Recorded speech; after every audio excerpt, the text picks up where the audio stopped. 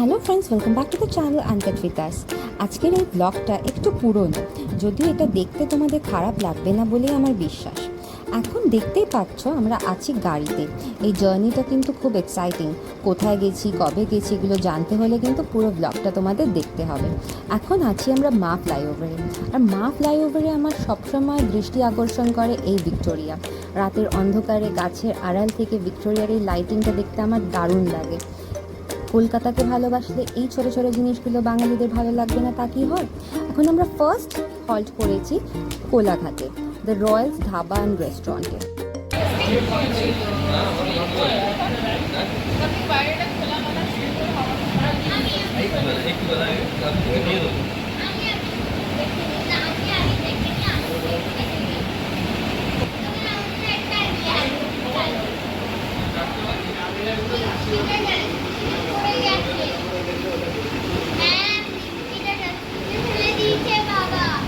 কি যা কি হবে?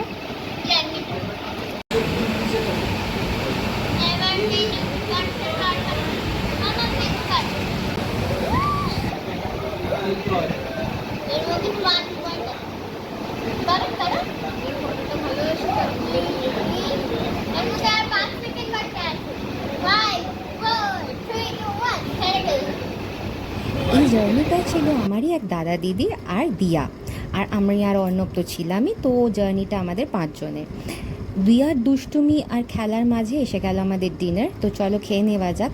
ডিনারটাও কিন্তু বেশ ভালো ছিল, তন্দুরি রুটি, তড়কা আর চিকেন ভর্তা। আর দিয়া নিয়েছিল ওর জন্য একটা স্পেশাল চাউমিন আর কোল্ড ড্রিঙ্কস।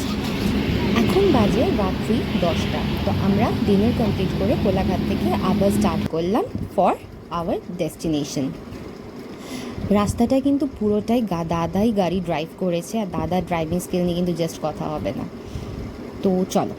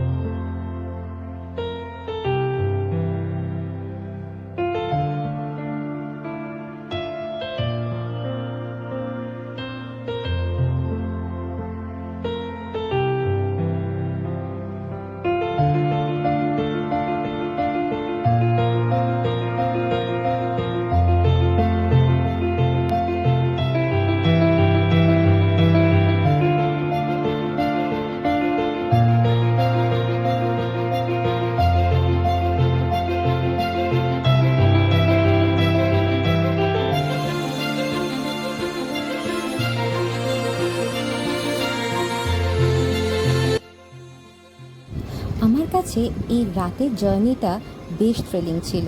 চারিদিকের অন্ধকার আর আকাশে চাঁদের একটু নীল আলো, আর তার মধ্যেই তারা। আমি কিন্তু অপেক্ষায় ছিলাম এই অন্ধকার ছাড়িয়ে কখন ভোর হবে সেইটা দেখার জন্যে। এখনও চারিদিকে খুব বেশি যে আলো তা নয়, কিন্তু আকাশে চাঁদও দেখা যাচ্ছে। বেশ সুন্দর লেগেছে আমার।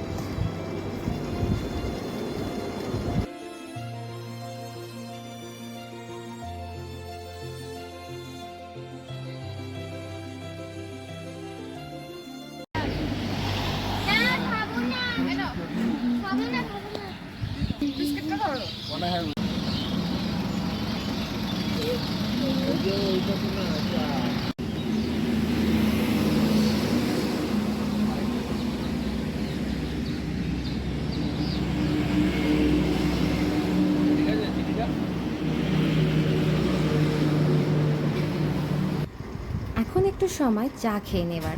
অন্ধকার কিন্তু তেমনও কাটেনি, বেশ আলো হয়েছে, তাই রাস্তার সাইডে গাড়িটা দাঁড় করিয়ে আমরা চাটা খেয়েই নিলাম। এখন আছি আমরা কথাজড়ি নদীর ওপর। তাহলে কি একটু বুঝতে পারছো আমরা কোন পথে আছি? চলো দেখা যাক।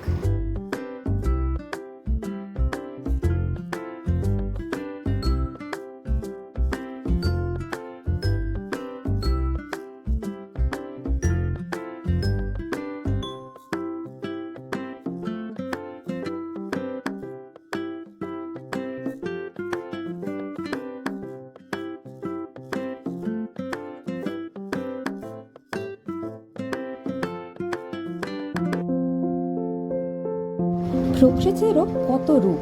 এই ছিল সোনালি আলো, পুরো রোদ ঝলমলে আকাশ, আর এগোতে না এগোতেই যত যাচ্ছি ডেস্টিনেশনের দিকে পুরো আকাশ কালো মেঘে ভরে যাচ্ছে।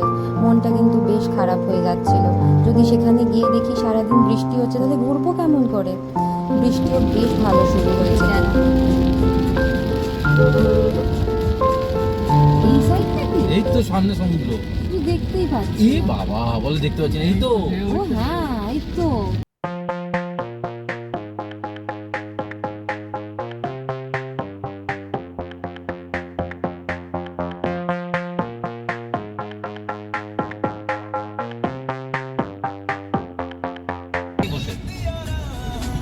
তো এখন এই সামনের সমুদ্রটা দেখে তোমরা কি আইডিয়া করতে পারছো আমরা কোথায় এসেছি?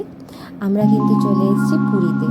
সমুদ্র দেখে আমাদের সবার মনটা কিন্তু খুব আনন্দে ভরে গেছিলো, কারণ ফাইনালি আমরা চলে এসেছি পুরীতে, যেটা অনেক দিন ধরে প্ল্যান হচ্ছিল। কিন্তু সামনের এই কালো আকাশটা দেখো, এটা দেখে কিন্তু মনটা একটু কষ্ট হচ্ছিল, কারণ বৃষ্টির ফোরকাস্ট ছিল 2-3 দিনের জন্যে। তো চলো এবার গেস্ট হাউসে গিয়ে একটু ফ্রেশন আপ হয়ে আবার সমুদ্রের দিকে যাওয়া যাক।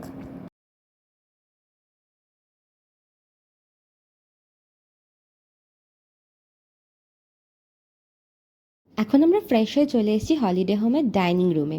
এখানে ব্রেকফাস্টের জন্য অর্ডার করা হয়েছিল গরম গরম লুচি আর ঘুগনি। এখানকার লুচিগুলো কিন্তু ছোট ছোট নয়, বেশ বড় ছিল, আর খেতেও বেশ ভালো লাগছিল।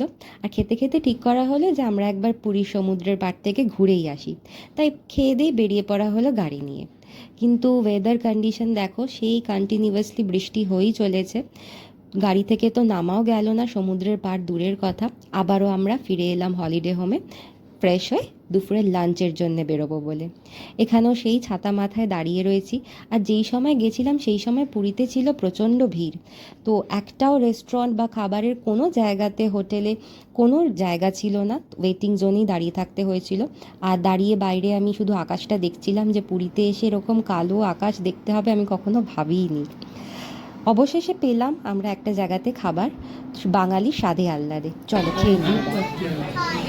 আমরা দুজনে এসেও 4 বেডের রুম নিয়েছি। এমনটি করি না।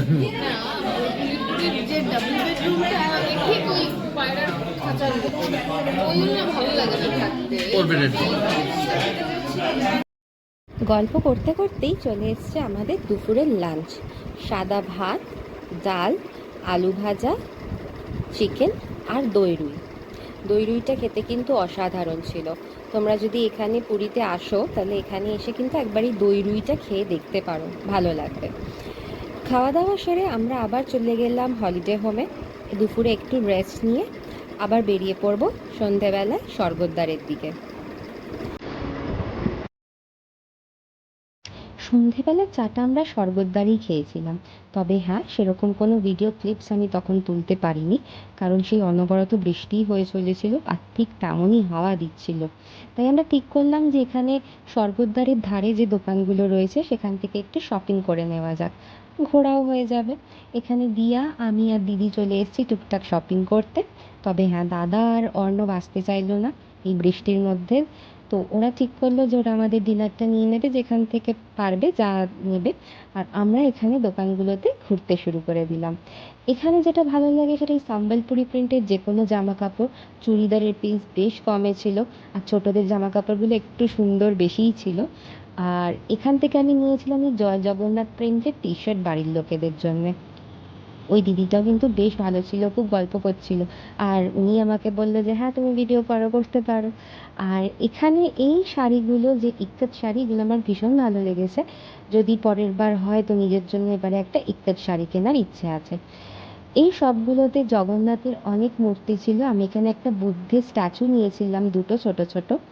দেখো পুরীতে এখনও কেমন বৃষ্টি হচ্ছে, কালকের দিনটা কেমন যায় সেটাই দেখার পালা। Till then take care, bye. সবাই খুব ভালো থেকো তোমরা।